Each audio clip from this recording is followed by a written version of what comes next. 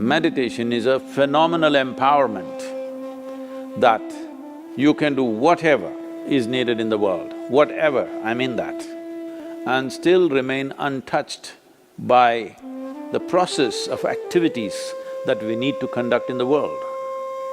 If you sit here,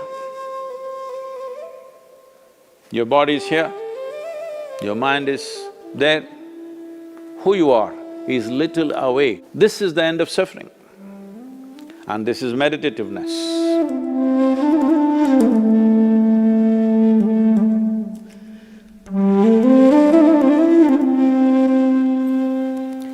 Namaskaram. Probably the second most repeated word, oft-repeated word in these last few weeks, apart from coronavirus, is meditation. Everybody is suddenly, people who had never meditated in their lives, never even considered that possibility, are now suddenly talking about meditation, the need to meditate, wanting to meditate. Let us examine this meditation, what this is. First of all, what does the word meditation mean?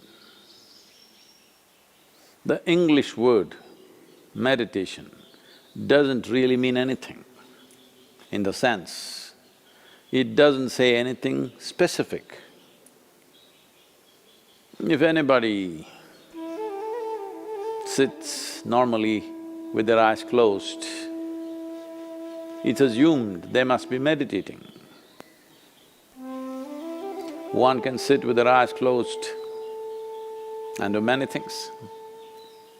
You can do japa, tapa, dharana, dhyana, samadhi, shunya, samyama, or you might have just mastered the art of sleeping in vertical postures. So the word meditation in English language doesn't specify anything. Generally we assume, or generally people assume that meditation means dhyana. In Tamil Nadu it's dhyanam, if you go little north, it's dhyana, if you go really up north, it's dhyan. If you go further up, it becomes chan, if you go little more east, it becomes zen. Same thing. So, what is this dimension that we are trying to describe with this word meditation? One fundamental thing that we need to understand is, you cannot do meditation because meditation is a quality. A quality is a consequence of a certain process. You can initiate a process, you can conduct a process. You cannot conduct a quality. Quality is just a consequence. It is like you want flowers in your garden. You don't sit there and do flower meditation. You know what happened to the flower people If you want flowers in your garden, you don't have to think flowers. You have to think soil, manure, water, sunlight. If you conduct this process of these ingredients properly, flower and fruit is a consequence. But today, the world has become so goal-oriented. Because they're so goal-oriented, they are not interested in the soil, definitely not interested in the manure and all the other things, but they want flowers and fruit. If you want flowers without soil, manure, water and sunlight, well, you will have to settle for plastic flowers. Plastic flowers are very wonderful. Those who think of utility, it serves you in many different ways. It comes with a 5-year guarantee. Flowers are a nuisance. If you keep flowers in your house, you have to look at them at least 5 times in a day, what's happening, are they thriving well or not. But if you keep plastic flowers in your home, 5 years guaranteed, unlike your life. If you're alive, there is so much to do. You even have to dodge the virus, invisible virus. But the dead only have to be preserved. So essentially, the dimension and the process that you're referring to as meditation is very life-oriented. When I say life-oriented, today largely you are material-oriented or at the most mind-oriented, maybe emotion-oriented or physical body, which is a material again. Largely life has become like this. People's idea of life is, if someone says, "my life," you're supposed to understand they're talking about their job.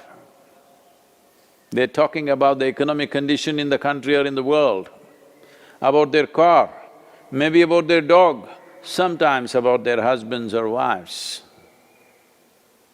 It could be anything. But the only thing that's truly life is what is throbbing in this is life. The rest are arrangements that we have made, hoping that these arrangements will allow us to enhance our life. Whether it's education, career, relationships, marriage, children, wealth, whatever. All these things one is after only in the hope that it will enhance our life. As you know, most people, instead of enhancing their life, largely get entangled with these accessories. Accessories have become larger than the life process. Well, I think in a very cruel way, the virus is bringing focus on the life. You suddenly understand your expensive home has become a prison. Your expensive car is as good as junk because you can't drive it, at least for some time. And right now, the world is in a situation where we do not know how long will it take before you're back on the road and swing around a little bit in your automobile? You do not know. So now naturally a whole lot of people are asking all over the world, how to meditate, what should I do? As I said, you cannot meditate, but you can become meditative because it's a quality. If one cultivates their body, mind, emotion and energies to a certain level of maturity, you will be naturally meditative 24 hours of the day. Meditation is not an impairment that if you're meditative, you have to close your eyes and be limited to one place. Meditation is a phenomenal empowerment that you can do whatever is needed in the world, whatever, I mean that. Whatever is needed in the given situation and still remain untouched by the process of activities that we need to conduct in the world. This empowerment or without this empowerment. In fact, a human being is crippled because if what you have to think, feel, understand and act in the world is going to rub off on you in such a big way, naturally you will hesitate to do what is needed. Naturally you will avoid doing things that need to be done. In a way, the moment you are in a state where your own activity and the activity of the world around you and the activity of your mind and your emotion, once they are impacting you every moment of your life, then in some way you will cripple yourself because naturally you would want to keep the scale of your life very limited because activity, thought, emotion, involvement with life can cause enormous amount of suffering. Once there is fear of suffering, knowingly or unknowingly, you will limit the scope and possibilities of your life. Meditation means just this, in a very simple way if we have to put it. If you sit here, your body is here, your mind is there, who you are is little away from these two dimensions of physical body and mental accumulations. These two accumulations of body and mind, if a little space arises between you and this is the end of suffering. And this is meditativeness.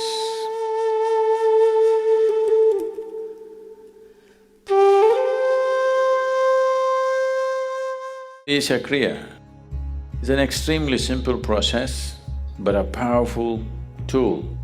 These three ingredients, your breath, your thought and your awareness, in the right combination, if you use them, your ability to use the mind and the body is so greatly enhanced that you almost look superhuman for somebody else.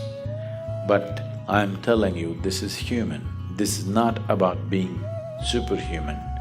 This is about realizing being human is super.